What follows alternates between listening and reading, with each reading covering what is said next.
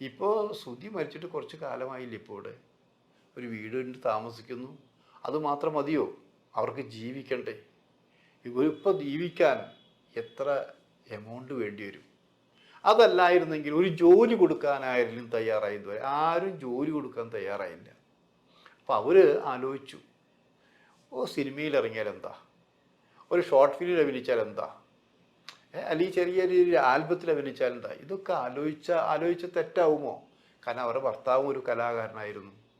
ആ കലാകാരനാവുക, കലാകാരിയാവുക തെറ്റാണോ? അപ്പം അവരാലോചിച്ചപ്പോൾ ഇത് രക്ഷപ്പെട്ടാൽ നല്ല ഫീൽഡാണ്. അങ്ങനെ ഒരു ഷോർട്ട് ഫിലിമിൽ അഭിനയിച്ചു. ഇപ്പം അടുത്ത കാലത്ത് എന്താ, ഇപ്പോൾ അടുത്ത കാലത്ത് ഒരു ചെറിയ ഒരു 2 മിനിറ്റോ 3 മിനിറ്റോ ഉള്ള ഒരു ആൽബം പോലുള്ള പടത്തിൽ അഭിനയിച്ചു. ചാന്തുപൊട്ട് എന്നുള്ള സിനിമയിലത്തെ ഒരു പാട്ടായിട്ട് അതിൽ ദാസേട്ടൻ കോഴിക്കോടുമായിട്ട് ചേർന്ന് ഒരു ചെറിയ റീലെടുത്തു. അതെടുത്ത് അവർ ഇൻസ്റ്റാഗ്രാമിൽ പോസ്റ്റ് ചെയ്തു. അത് ഹിറ്റായി പോയപ്പോൾ ചിലർക്കൊക്കെ പല ഭാഗത്തും കടി തുടങ്ങി.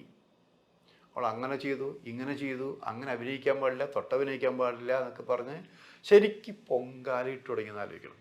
അപ്പം ഞാൻ ആലോചിച്ചു, ഇവിടെ എത്രയോ പേര് ഭർത്താവ് മരിച്ചതിന് ശേഷം സിനിമയിൽ അഭിനയിക്കാൻ വന്ന എത്രയോ നടികളുണ്ടെന്ന് ആലോചിക്കണം.